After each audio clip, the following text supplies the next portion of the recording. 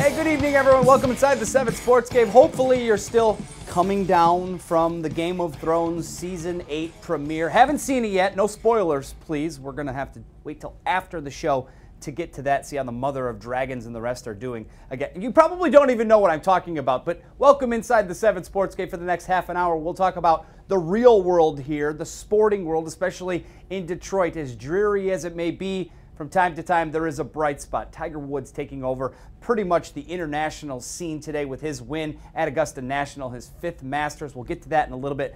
97 won the tickets. Mike Sullivan will join me to talk more about that as well. But let's start where our postseason lives live, the Detroit Pistons. They needed everyone to have their best to probably try to steal a game or two against the best team in all the NBA and the Milwaukee Bucks. Blake Griffin, he was unable to suit up. That lingering knee pain certainly going to affect the Pistons' postseason chances. So this one was a struggle from the opening tip, as you might imagine. The Milwaukee Bucks wasted no time thinking about Griffin not playing in this one, so the Pistons' offense a bit disheveled. Turnovers on the offensive side led to easy transition buckets for the Bucks. Giannis Antetokounmpo had a lot of highlight reel dunks like that tonight. The Pistons got blitzed early. Bucks were up 20-6 at one point. Eric Bledsoe hot from the outside, so were his teammates. Milwaukee made 15 threes in the game. The score at halftime, pretty much the story, 70-36. 43, at the break. It got ugly and frustrating in the second half. Andre Drummond shoves Giannis to the ground on a layup attempt. Drummond received a flagrant 2 tossed from the game. Luke Kennard, the lone bright spot for the Pistons. He had 21 points, but other than that, only 2 other starters in double digits. 121-86, the final score as the Bucks take a convincing 1-0 series lead.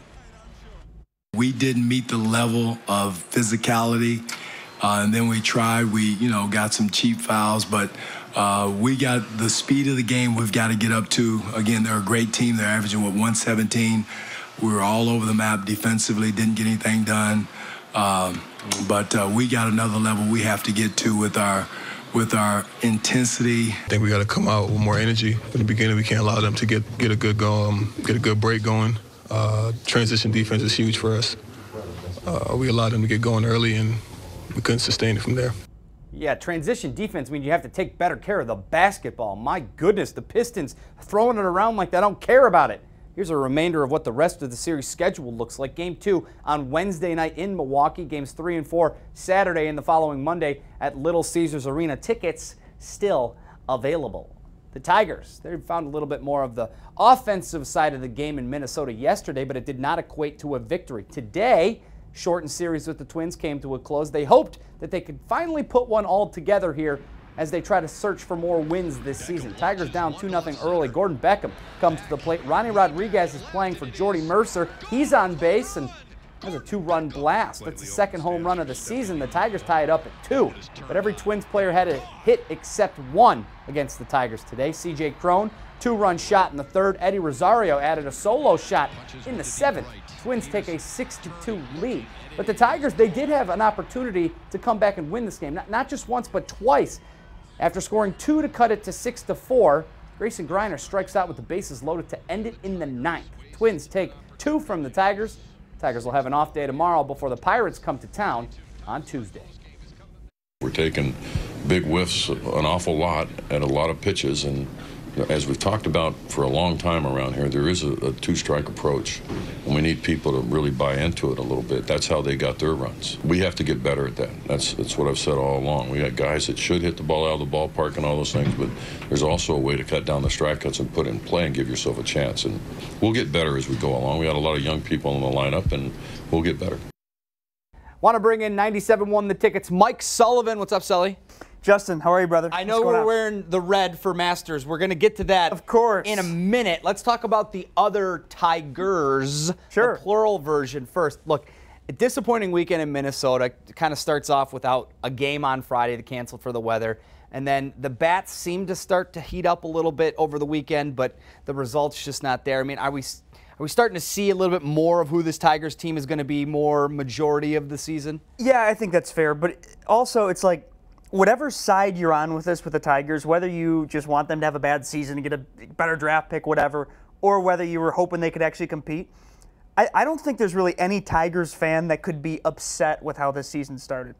I mean, they've started out better than people thought, right? They've been playing more competitive. The pitching, especially early on, has been great with the Tigers.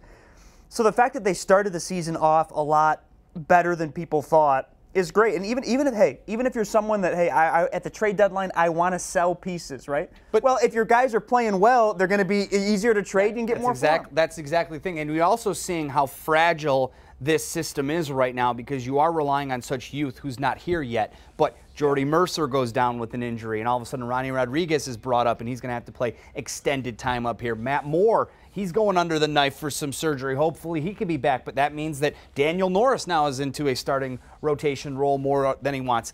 You just don't have the depth or the injury help that you're going to need to be successful and maintain it for a longer period of time. Right, and the comment you said before that, too, with the fact, is this the true Tigers? You know, I don't think anyone. Expectations were low to begin with, but at the same time, look, they come out, they started 8-5, they only lost one series, headed on the road to a Minnesota team where you had, an opportunity, you thought, because they're kind of in the same mix as you are. They made the playoffs last year, but at the same time, they're still a regrowing team. I don't know. It's such a long summer, and I continue to say on this show how I just want them to be competitive to the beginning of June. Give me to June. That's it. Before people start checking out, whatever. Yeah, of course you want them to be competitive and be playing some good baseball. Like I said, for multiple reasons. Just because you want to watch good baseball and maybe dream and hope that they could somehow put something special together this season. Who knows if they can. A lot of people thought that early on. But, and like I said, but it benefits you both ways if your team is playing well and you have guys that are playing well for trade pieces, if that's the direction you choose to go. The Tigers are clear with what they're doing right now. They're trying to rebuild. They're trying to restock the farm system, and that's what they're doing.